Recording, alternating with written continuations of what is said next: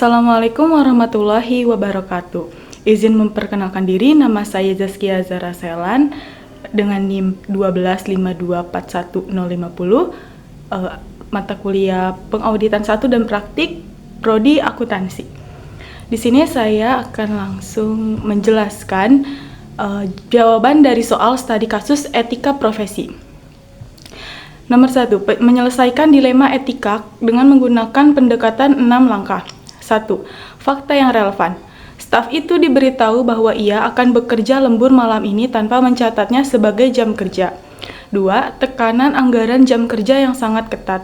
3. Perusahaan belum melunasi imbalan jasa audit untuk tahun sebelumnya. 2. Isu etis. Apakah etis bagi Andi untuk bekerja lembur selama berjam-jam dan tidak mencatatnya sebagai jam kerja dalam situasi ini? 3. Pihak yang terdampak dan bagaimana mereka terdampak. Yang pertama ada Bapak Budi Santosa, seorang partner senior di KAP terpercaya dan rekan dengan reputasi yang cemerlang. Dia diberi tugas untuk memastikan klien prestisius ini tetap bertahan, terutama di tengah potensi keuntungan dari jasa-jasa lain pasca akuisisi. Selanjutnya ada Ibu Citra Lestari, manajer yang sangat kompeten, efisien, dan ambisius.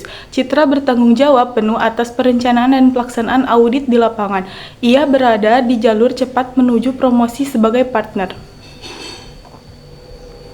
Selanjutnya ada Andi Pratama, lulusan terbaik dari program pendidikan profesi akuntan PPAK di universitas terkemuka. Andi adalah sosok yang cerdas, penuh idealis, dan memegang teguh prinsip-prinsip yang ia pelajari. Audit DNG adalah perikatan besar pertamanya dan ia bersemangat untuk menerapkan ilmunya dalam praktik. Selanjutnya ada Bapak Rian Wijaya, seorang visioner yang karismatik dan agresif. Rian adalah arsitek di balik kesuksesan DNG. Fokus utamanya adalah memaksimalkan harga akuisisi bagi para pemegang saham dan bagi dirinya sendiri.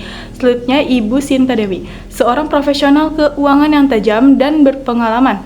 Sinta adalah mantan manajer audit dari KAP terpercaya dan rekan yang direkrut oleh DNG 18 bulan lalu.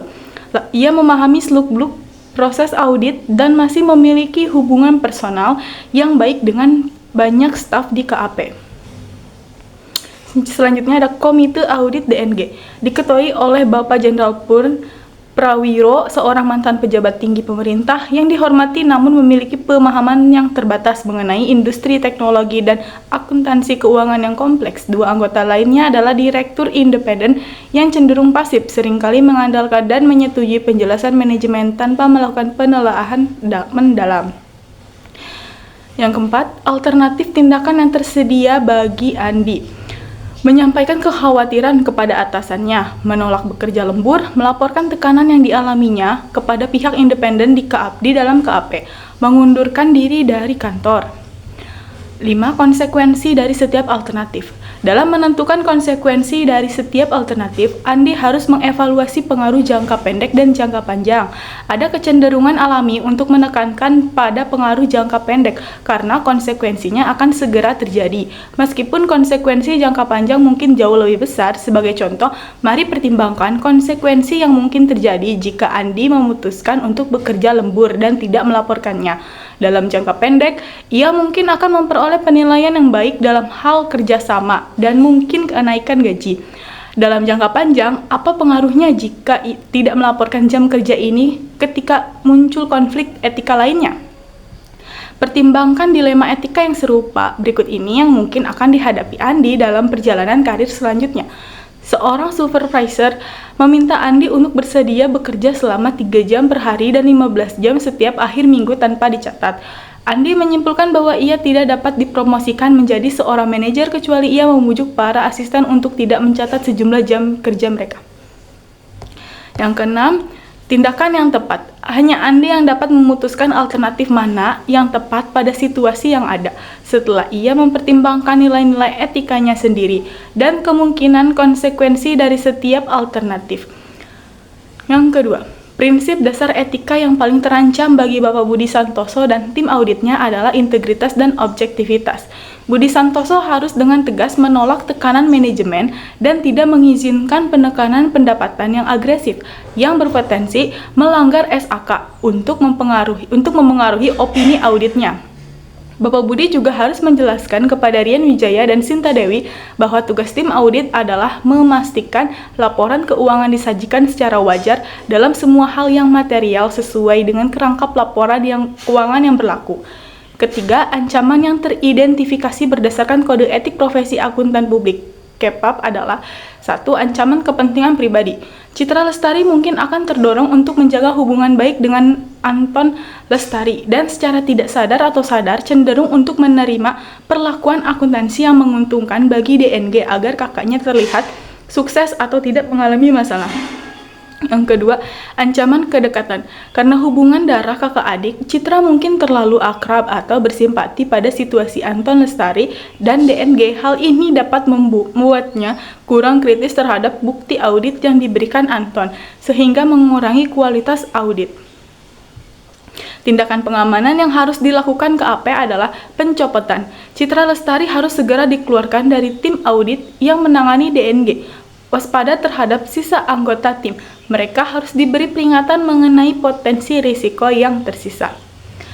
Yang keempat, permintaan dari DNG agar KAP terpercaya rekan memberikan jasa konsultasi untuk desain dan implementasi sistem informasi keuangan merupakan pelanggaran etika yang serius, karena hal ini menciptakan ancaman telaah pribadi yang sangat besar terhadap independensi KAP.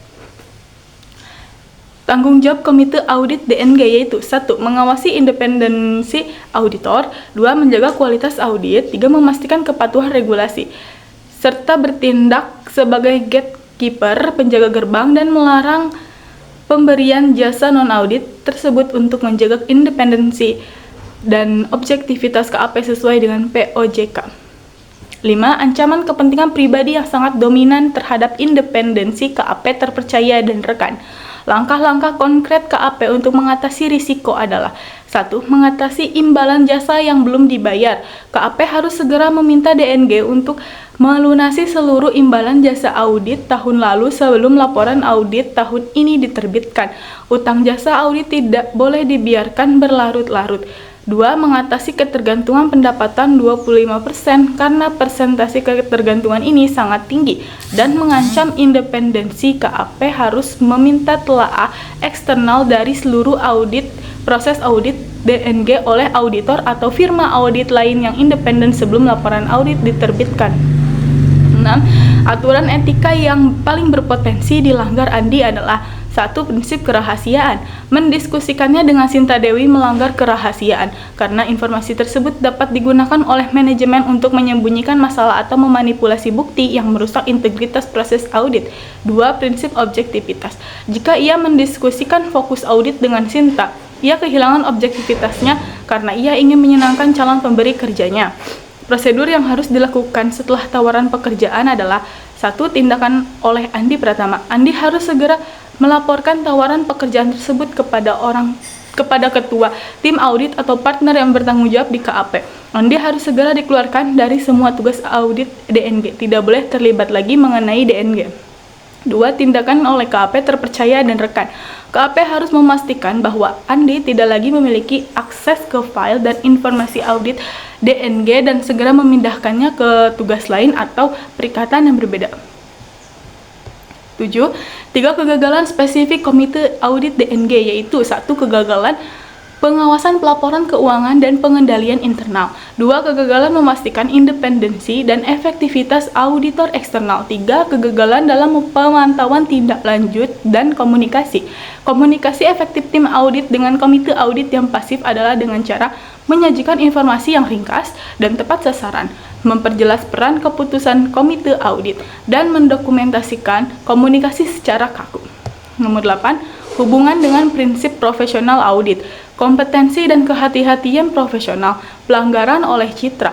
menyarankan pengurangan prosedur audit berarti Citra gagal menerapkan kehati-hatian profesional karena standar audit SA mewajibkan auditor untuk memperoleh bukti audit yang cukup tepat.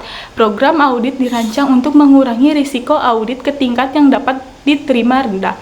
Profesi auditor memiliki tanggung jawab kepada publik, investor, dan regulator. Konsekuensi hukum dan profesional. Citra Lestari diberikan sanksi disiplin profesi, mulai dari peringatan, pembukuan izin, hingga pencabutan izin profesi oleh IAPI. Pihak KAP diberikan sanksi regulator, pembekuan, hingga pencabutan izin KAP dari Menteri Keuangan. Tanggung jawab utama dalam memastikan kepatuhan etika dan profesional adalah 1. Menjaga independensi dan objektivitas, 2. Pengawasan kualitas perikatan, 3. Konsultasi dan dokumentasi. Tindakan kepemimpinannya adalah mengelola ancaman independensi dan hubungan pribadi, 2. Memperkuat integritas dan skeptisisme tim, 3. Mengelola ketergantungan imbalan jasa.